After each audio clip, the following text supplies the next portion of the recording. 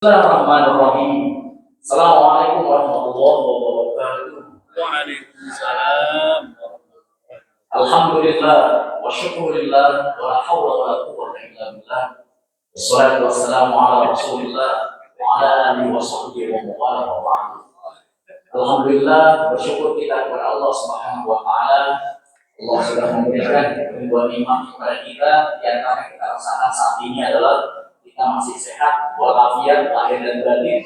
Kita masih mampu melaksanakan kewajiban kita sebagai hamba Allah. Dari mulai tadi malam mungkin kita bangun malam, kemudian sholat subuh hingga hari ini. Alhamdulillah kita dikumpulkan oleh Allah di pengajian rutin kita Jumat pagi bersama guru kita sekarang Al-Ustaz Habib Abdurrahman Al-Habsi MA. Beliau nanti akan menyampaikan materinya, memberikan pencerahan kepada kita. Kemudian juga kami sampaikan pada hari ini, hari Jumat, mari kita memperbanyak selawat dari salam. Kita tunjukkan kepada Allah, tentunya nanti Allah yang akan menyampaikan kepada kita Nabi Muhammad SAW. Allah SAW. Mudah-mudahan kita semua masuk golongan hamba Allah yang tercatat juga sebagai umat Nabi Muhammad SAW dan mendapatkan amnesti umum syafaatul husna di akhir nanti. Amin ya rabbal alamin. Untuk mempersingkat waktu pada guru kita Ustaz Abdurrahman, kami persilakan.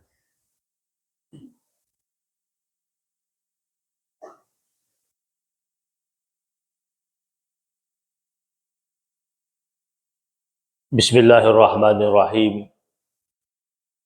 Assalamualaikum warahmatullahi wabarakatuh. Alhamdulillahi rabbil alamin. Alhamdulillahi wa kafa. Wassalatu wassalamu ala nabiyyinal mustafa wa ala alihi wa ashabihi ahli sidqi wal wafa. Allahumma salli wa sallim ala sayyidina Muhammad al-fatihi lima ughliqa wal khatimi lima sabaq, nasiril haqqi bil haqq wal hadi ila siratikal mustaqim wa ala alihi haqqa qadrihi wa miqdarihil azim. Subhanaka la ilma lana illa ma 'allamtana innaka antal alimul hakim. Subuhun kudusun rabbuna wa rabbul malaikati war ruh. Muslimin muslimat, para asatidzah yang dimuliakan Allah Subhanahu wa taala. Alhamdulillah, kita bersyukur kepada Allah atas limpahan rahmat dan karunia. Syukur yang merupakan salah satu ajaran penting dalam Islam. Kalimat alhamdu yang terulang-ulang sebanyak 40 kali dalam Al-Quran. Salah seorang ulama yang bernama Al-Imam Ibnu Rajab, beliau mengatakan, kullu ni'matin 'alal 'abdi minallahi ta'ala fi dinin au dunya, fi dinin wa fi dunya, yahtaju ila syukrin 'alaiha. Setiap nikmat yang didapati oleh hamba-hamba Allah Subhanahu wa taala dari Allah Subhanahu wa taala, entah itu nikmat agama ataupun nikmat dunia. Nikmat ini ada nikmat agama, ada nikmat dunia. Nikmat agama ketika kita dengan mudah, dengan ringan dapat melaksanakan kebaikan, ketaatan, bisa beribadah dengan bagus, dapat menghadiri majlis ilmu, duduk dan mendengarkan kajian, itu nikmat agama. Dan kita kebanyakan kalau berbicara tentang nikmat, orientasinya itu dunia. Ini nikmat agama ada. Walaupun terkadang kita suka mengabaikan nikmat agama itu. Harusnya ketika kita selesai melaksanakan ibadah, melaksanakan ketaatan, kita syukuri itu karena di luar sana banyak orang yang belum mendapatkan nikmat agama. Ada orang sedang berada pada nikmat agama tapi ingatnya nikmat dunia. Datang ke majelis, hadir. Kemudian pas lagi duduk dibisikin sama teman. Kata temannya, ingat nggak 3 bulan yang lalu saya pernah bilang akan mendapat rezeki, nanti kalau dapat lu gua kasih deh uang dengar. Terus temannya bilang, dapat nih. Nih mana nomor rekeningnya? Minta nomor rekening, terus ditransfer M-Banking. Dikirimin sama temannya. 30 juta. Coba cek, udah masuk belum? Masuk. Kira-kira saat duduk di majlis itu, di majlis tuh dikasih. Kira-kira saat duduk di majlis kajian selama kurang lebih 1 jam, fokusnya ke kajian atau 30 juta yang masuk?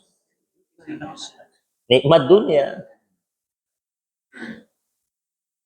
Pulang ke rumah, cerita sama orang rumah tentang tema kajian atau tentang 30 juta yang didapat.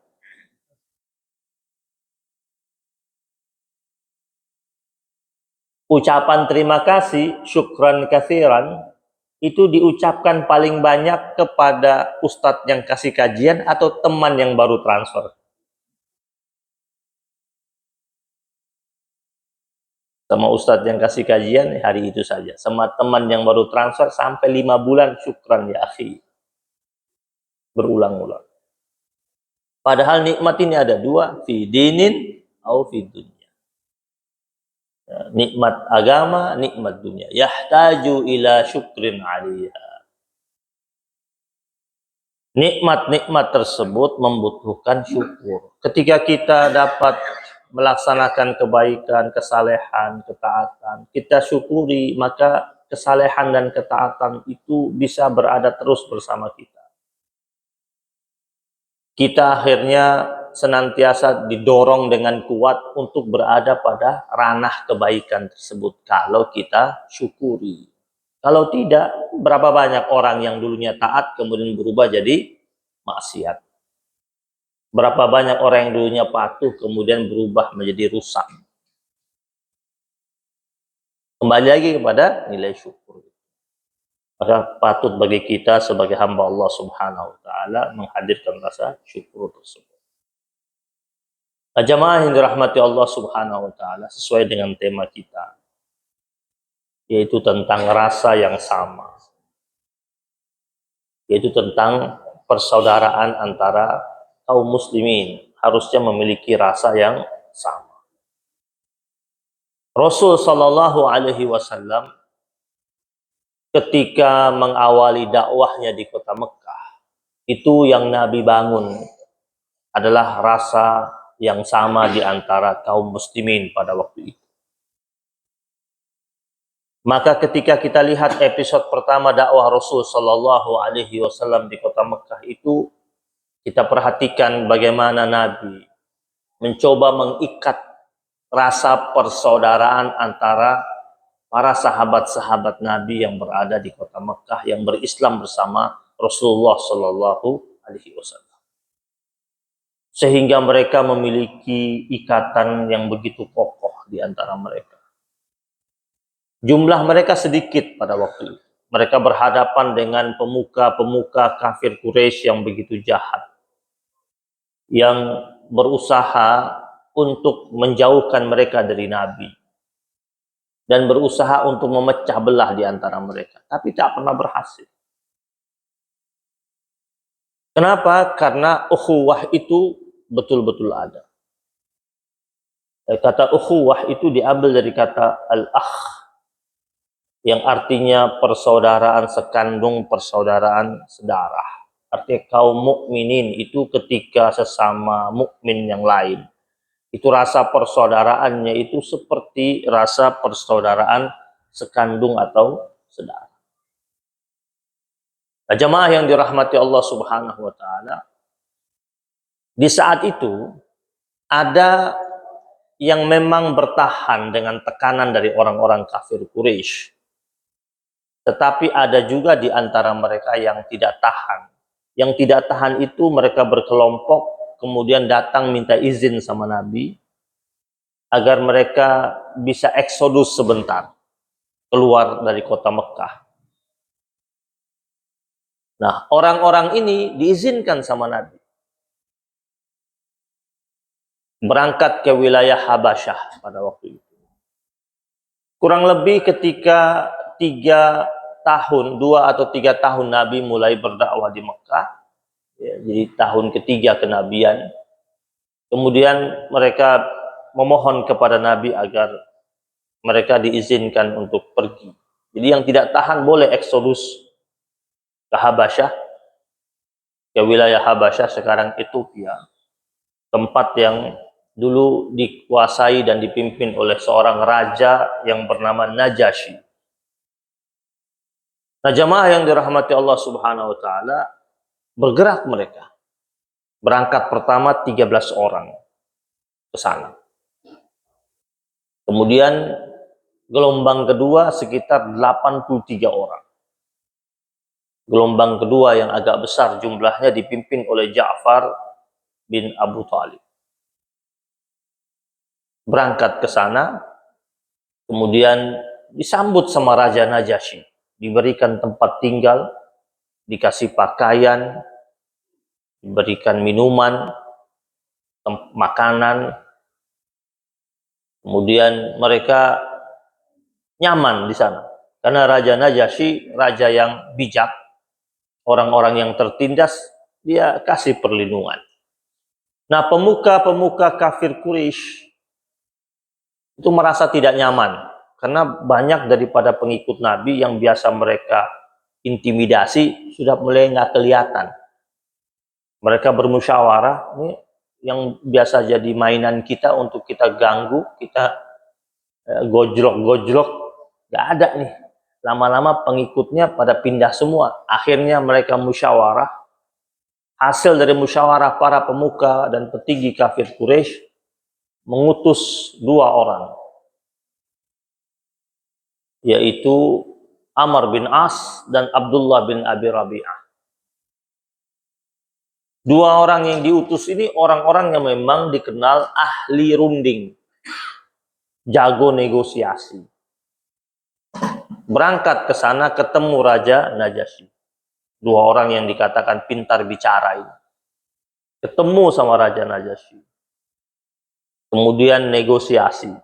Bilang sama Raja Najasyi, untuk apa kau kasih perlindungan sama orang-orang ini? Kau berikan tempat tinggal, bukan wargamu. Ini orang pelarian dari negeri kami. Izinkan kami menjemputnya. Kami diutus sama kepala-kepala kabilah untuk mengambil mereka. Raja Najasyi tidak mengizinkan. Sebelum dia bertanya dahulu kepada Ja'far bin Abu Thalib. Kata Raja Najasyi, sebentar saya tanya. Tanya sama Ja'far bin Abu Thalib. Kata Raja Najasyi, ini ada 2 orang, Amr bin As sama Abdullah bin Abi Rabi'ah, datang. Ingin jemput. Lalu Ja'far bin Abu Thalib mengatakan, wahai Raja, kami dahulunya orang yang hidup di bawah kungkungan, ya, di bawah payung jahiliyah.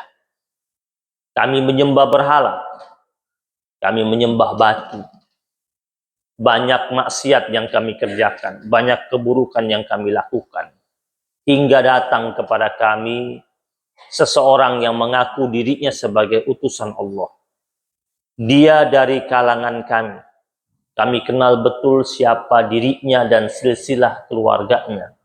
Dia mengajarkan kepada kami tentang nilai-nilai kebaikan, ketaatan, kepatuhan, ketundukan. Dia menuntun kami untuk tidak lagi menyembah berhala dan menyembah batu, memerintahkan kami untuk menjauhi maksiat, mengajarkan kepada kami tentang nilai-nilai kejujuran karena dia dikenal dengan julukan Al-Amin, orang yang dapat dipercaya, menganjurkan kami untuk bersilaturahim. Itulah yang diajarkan kepada kami dan kami mengikuti ajarannya, tetapi kami tidak disukai oleh para pemuka-pemuka Quraisy pada waktu itu. Banyak di antara kami disiksa, ditekan, diintimidasi, dilecehkan.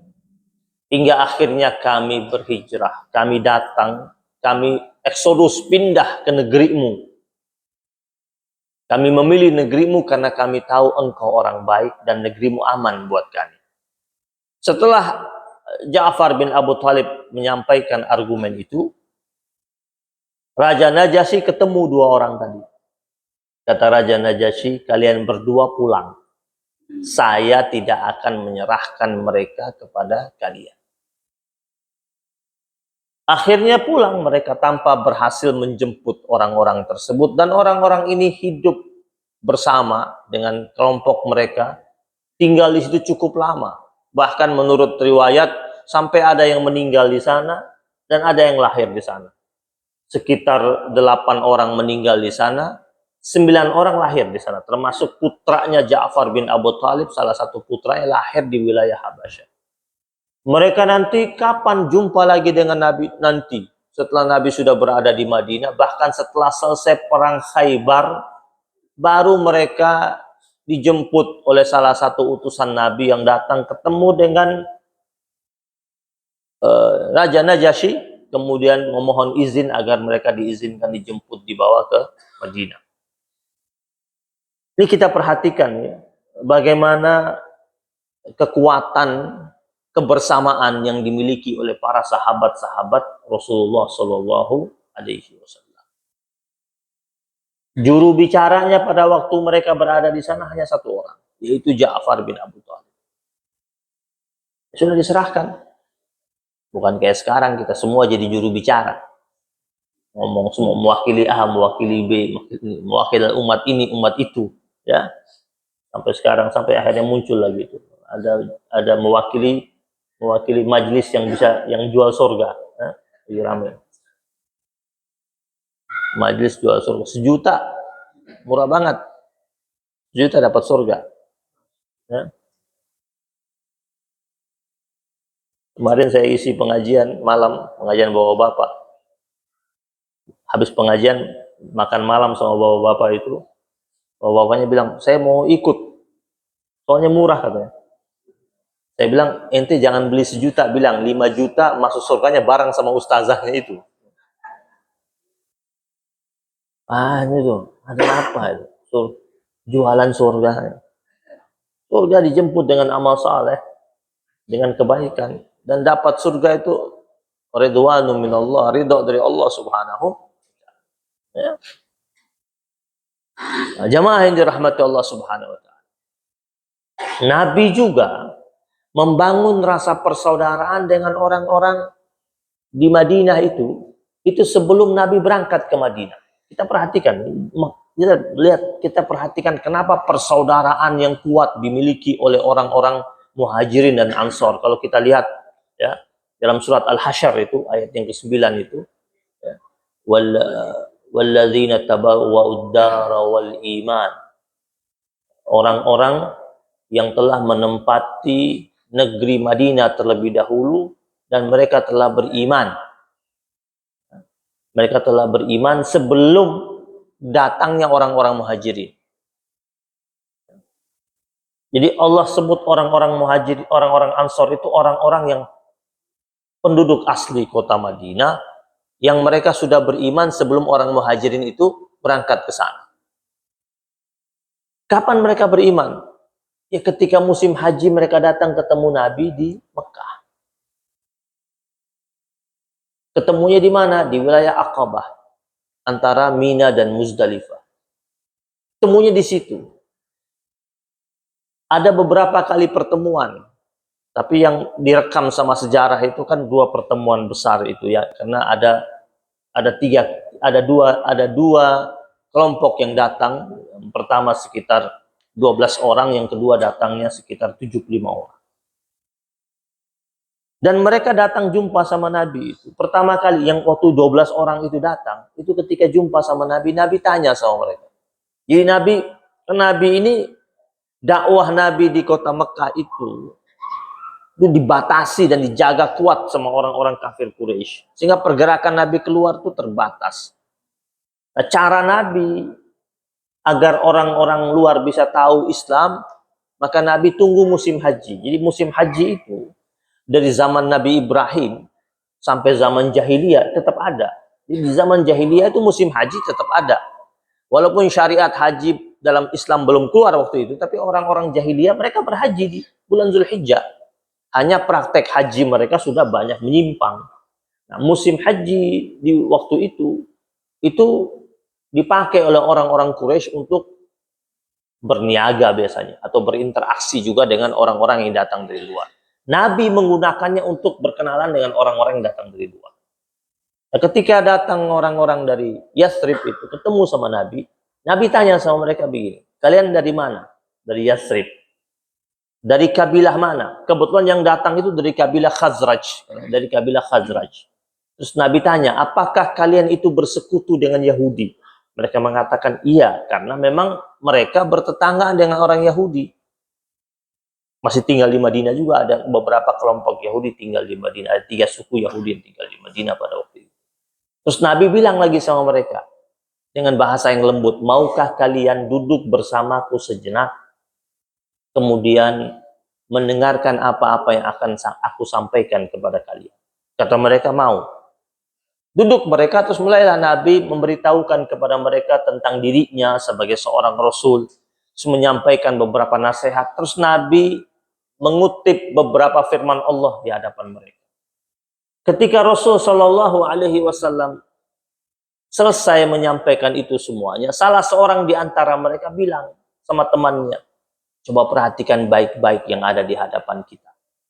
Dilihat dari orangnya, cara bicaranya, penyampaiannya, ini ciri-cirinya seperti yang pernah diceritakan oleh teman-teman Yahudi kita yang ada di Madinah. Jadi teman-teman Yahudi mereka di Madinah itu pintar-pintar, bisa baca, bisa nulis, dan sering berbicara tentang kitab suci mereka yang berbicara tentang Nabi terakhir. Jadi dalam kitab suci Yahudi itu sudah tertera tentang Nabi terakhir. Dan orang-orang Yahudi di Yathrib pada waktu itu berangan-angan bisa jumpa dan bakal ngikutin dia. Tetapi impian mereka itu kan Nabi terakhir itu dari kalangan mereka. Nanti di kemudian hari setelah mereka tahu, mereka kecewa. Jadi mereka tahu betul ini. Nah, mereka cerita tuh. Jadi mereka sering cerita sama orang-orang Khazraj. Kami lagi tunggu. Kalau dia datang, kami bakal ikut kalian. Kalau kami ikut, kami akan ikut dia. Kalau kami ikut dia, kami akan berjaya. Nah, orang Yathrib yang lebih dahulu ketemu, bilang sama teman-temannya, ini ciri-cirinya seperti yang mereka bilang. Ayo sekarang kita ikut duluan sebelum orang Yahudi ngikut. Awalnya begitu sudah.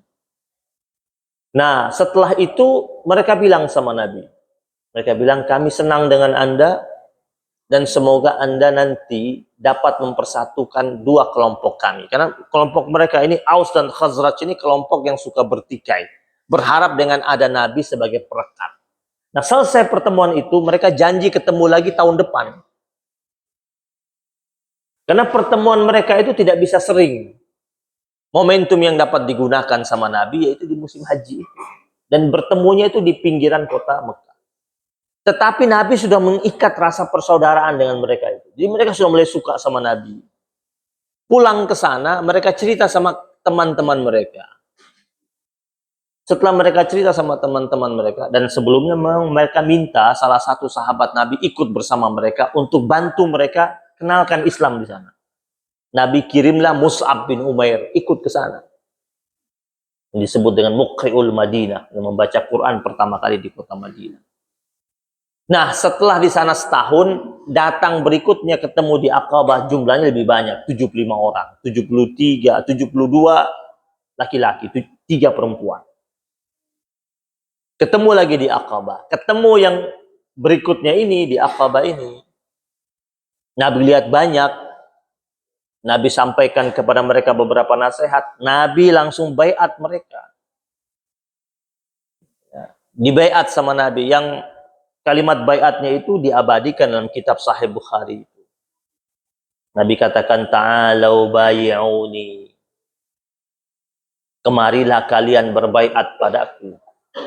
Ala alla tusyriku billahi syai'an. Yang pertama, janganlah kalian menyekutukan Allah dengan sesuatu apapun. Jadi Nabi ikat mereka ini dengan baiat. Ya. Dan akhirnya nanti baiat ini menguatkan rasa persaudaraan mereka dengan Rasulullah Shallallahu.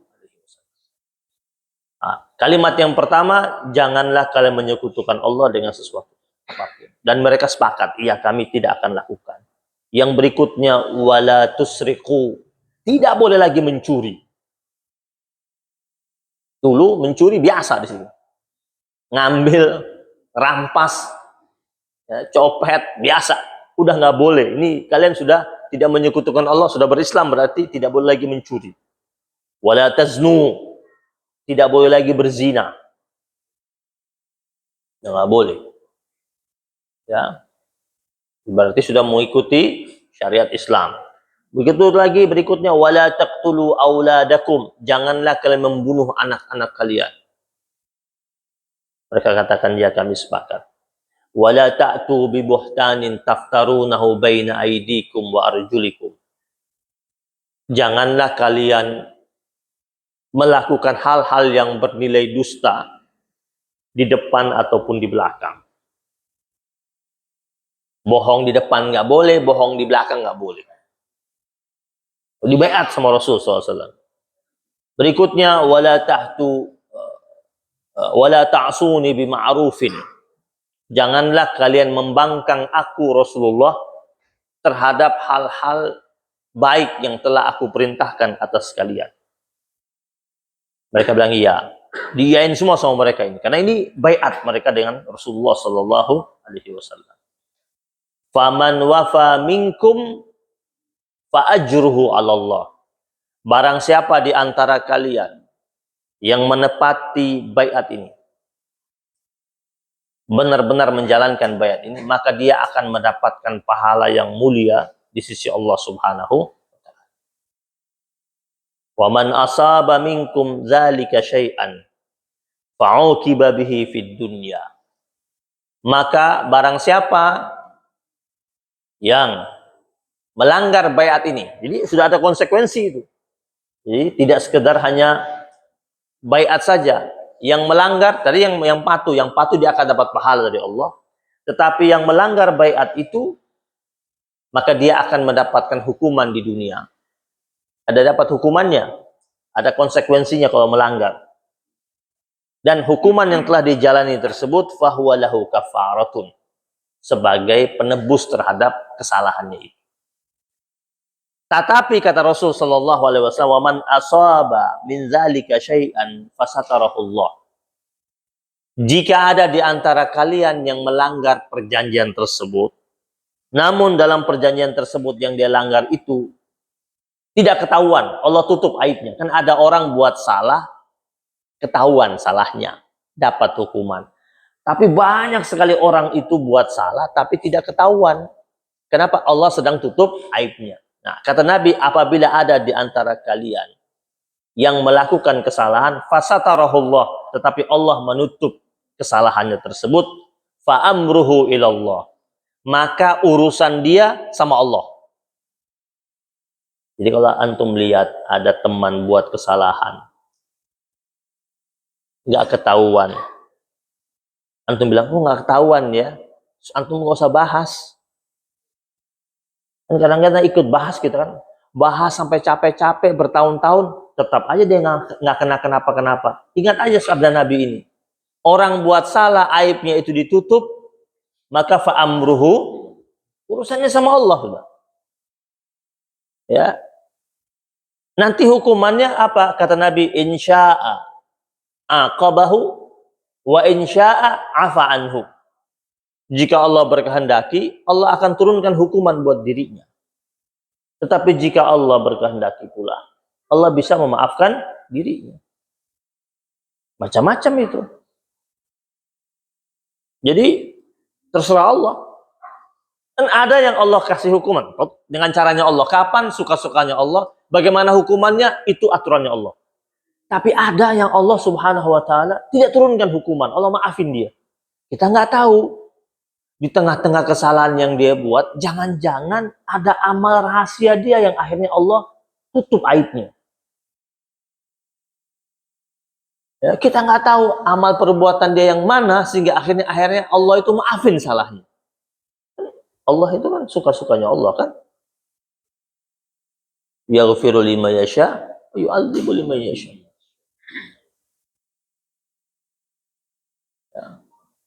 Antum bilang, wah orang itu dia harusnya kenanya harusnya begini. Ternyata nggak kena. Nggak kena. Nah, bisa aja nanti kenanya nanti siksa kubur kenanya. Atau kenanya nanti di padang mahsyar. Bisa aja sih di alam barzah aman dia. Di mahsyar ternyata kita ketemu. Wah ini gue lagi nunggu nih. Dia di dunia belum dapat nih. Ternyata di padang mahsyar antum lihat dia kagak dapat. Hah? Pasti sirat. Antum di belakang dia, antum bilang, paling kecebur dia. Ternyata dia pasti depan antum lewatnya kayak kilat, sampai. Ayo. Antum bingung. Nah, gimana gue nih? Antum belum lewat. Ya. Antum belum lewat. Ayo lewat. Nanti udah lewat duluan. Nggak tahu. Ya. Jadi menghakimi itu tugasnya siapa? Allah. Allah bilang sama Nabi, "Fadzakir innama anta muzakkir." Ikut aja itu. Tugas kita apa? Kasih ingat, kasih peringatan. Lasta alaihim bimusaitir. Kita mengemas orang sesuai dengan kehendak kita, nggak bisa. Ya. Prosesornya beda-beda. Ya. Cara nangkapnya beda-beda. Tapi fadzakir memang disuruh. Nah, jamaah yang dirahmati Allah Subhanahu wa taala, setelah selesai itu, mereka pulang semuanya. Sebelum pulang mereka bilang sama Nabi. Jadi mereka merasa lebih dekat lagi dengan Nabi. Mereka bilang apa? Jika sudah tidak nyaman di sini, di Mekah, silahkan datang ke tempat kami akan terima. Dan kami siapkan seluruh fasilitas, dan kami akan berikan perlindungan. Bahkan kalau kau sudah berada di tempat kami, yang datang mau ganggu dari mereka, kami di depan. Oke, nanti kalau antum lihat ketika perang Badar, mereka pasang badan. Jadi mereka tidak hanya menerima saja. Mereka nggak ada di antara mereka bilang, ini orang-orang muhajirin ini datang ke sini, ngerepotin. Udah datang, kita siapin fasilitas, harus bela lagi mereka ketika diserang. Ya. Pendatang bikin repot, begitu? Nggak ada ucapan itu. Kenapa? Rasanya sudah saudara. Rasanya sama sudah. Makanya dikatakan surat Al-Hasyr ayat 9 itu, yuhibbuna man hajara ilaihim. Itu Allah abadikan itu. Allah katakan mereka sangat cinta terhadap orang-orang yang datang ke negeri mereka.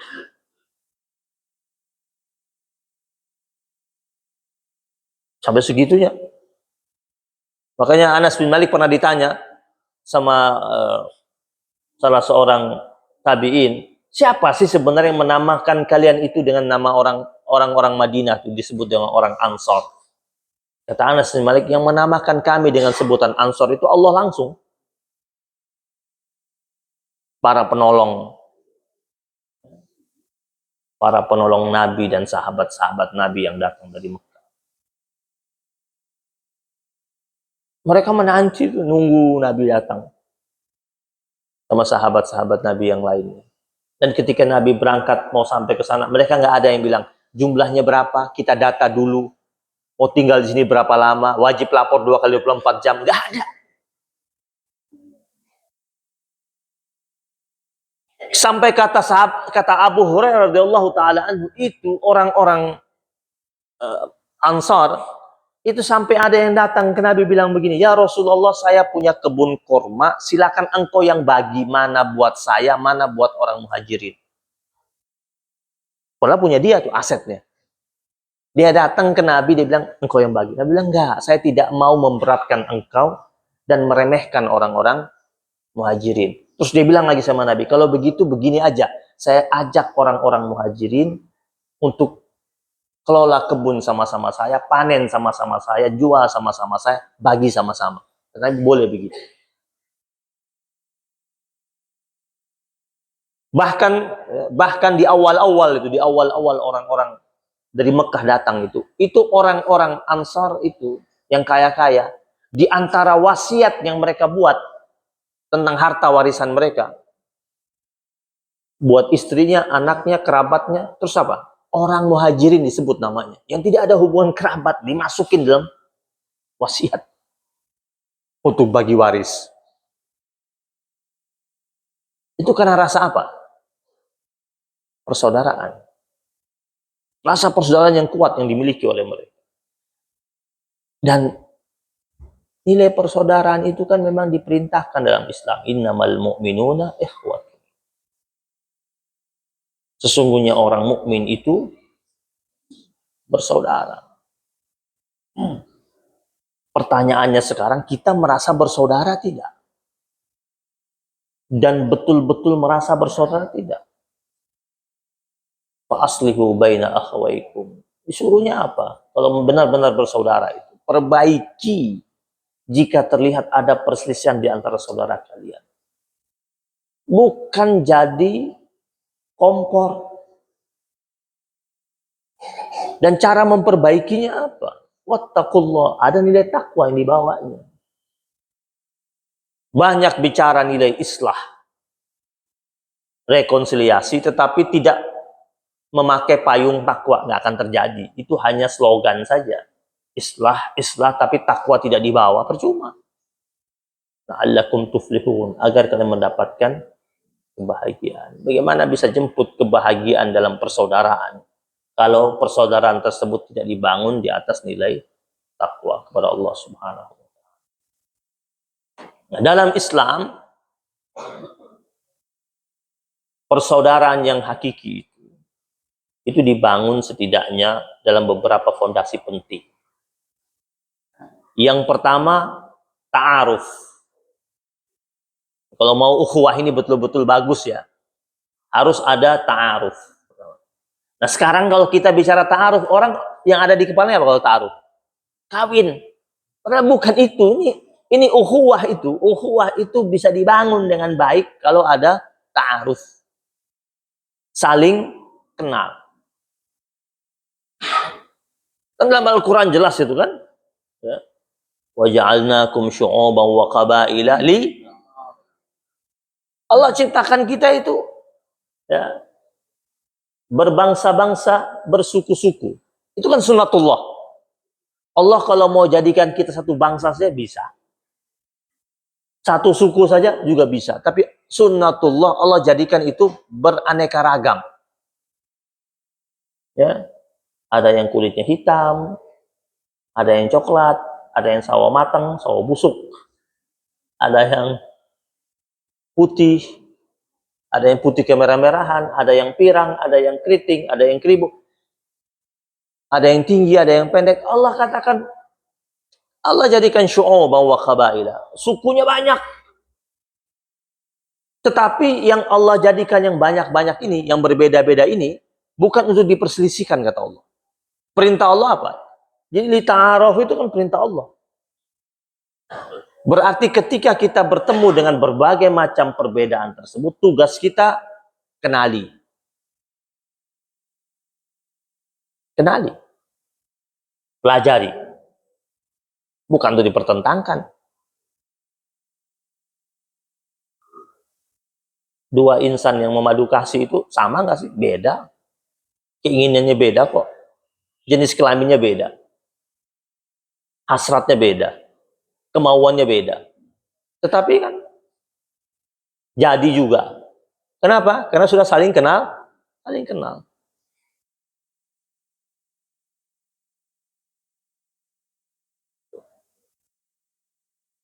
Setelah selesai ta'aruf, masuk yang kedua, namanya tafahum.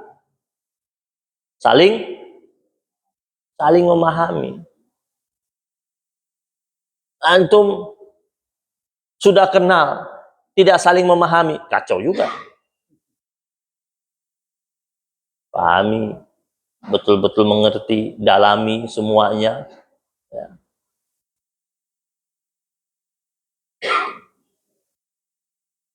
Itu yang diperintahkan. Yang harusnya terjadi seperti itu. Ta'aruf, kenal. Habis kenal, tafahum, saling memahami antara satu dengan yang lainnya. Ya. Baru setelah itu apa? Ta'awun. Kenal, fahami, baru bisa saling tolong.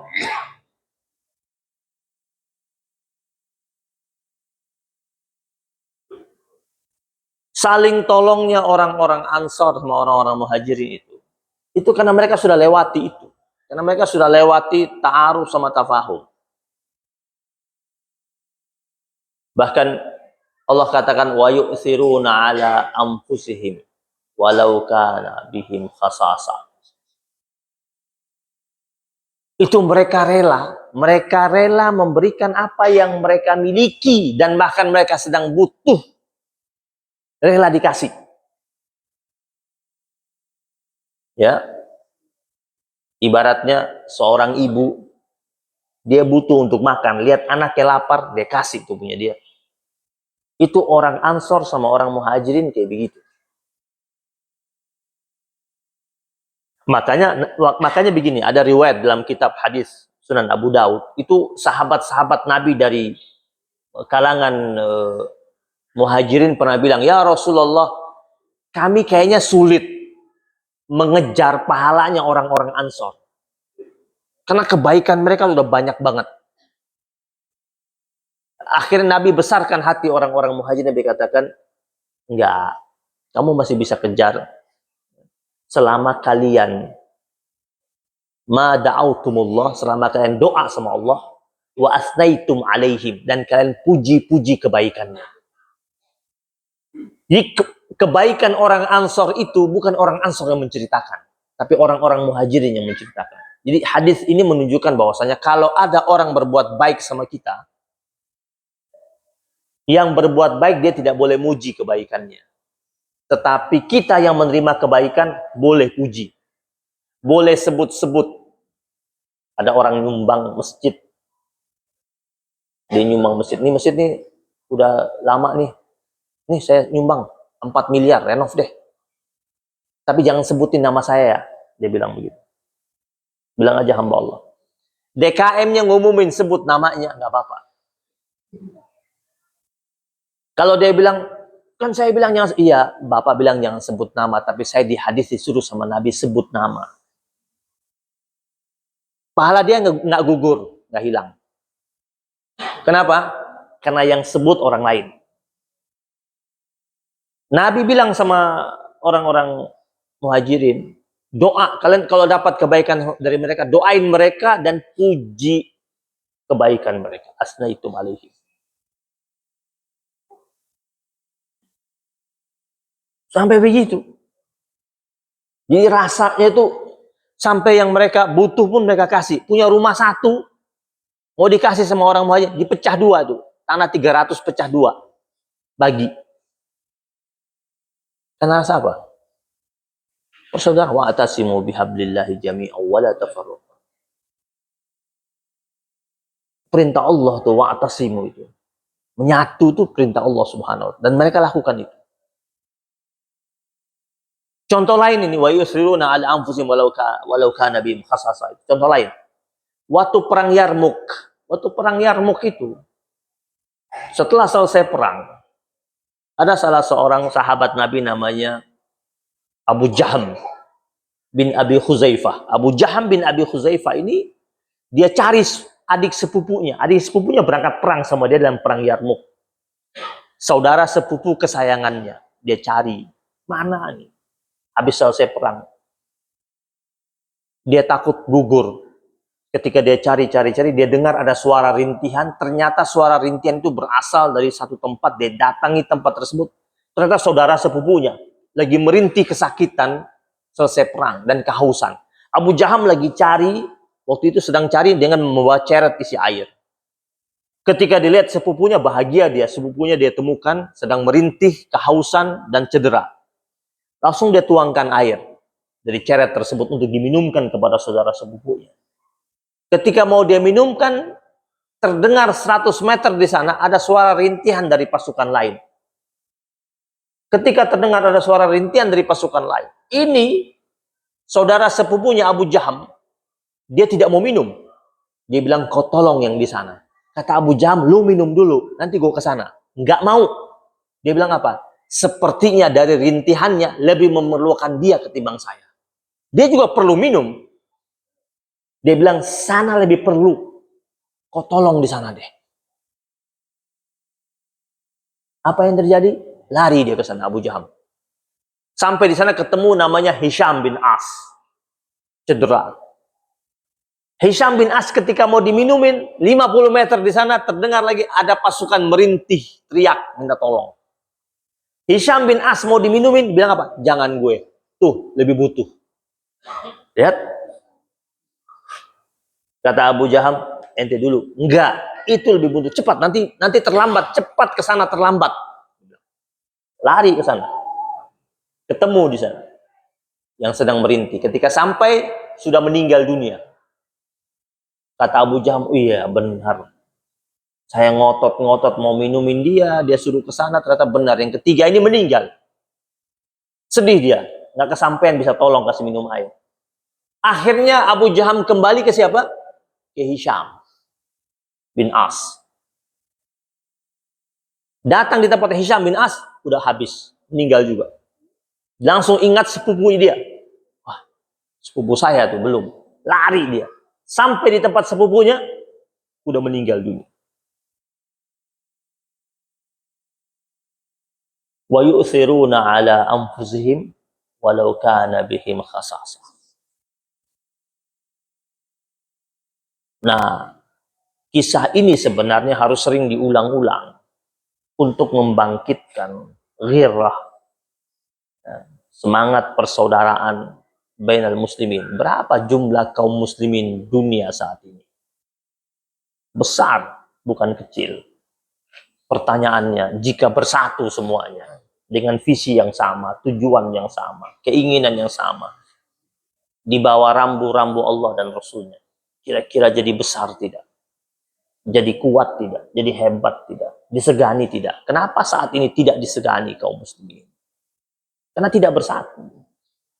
Karena masing-masing jalan dengan visi dan keinginannya. Ini salah satu yang menjadi perhatian kita, kaum muslimin seluruhnya harusnya seperti itu. Jika persaudaraan itu dijaga dengan baik,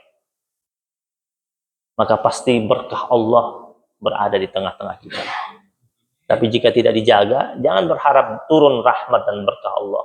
Ya, kita bilang, Ya Allah binazra. Suka ada baca, Ya Allah binazra minal ainir rahimah.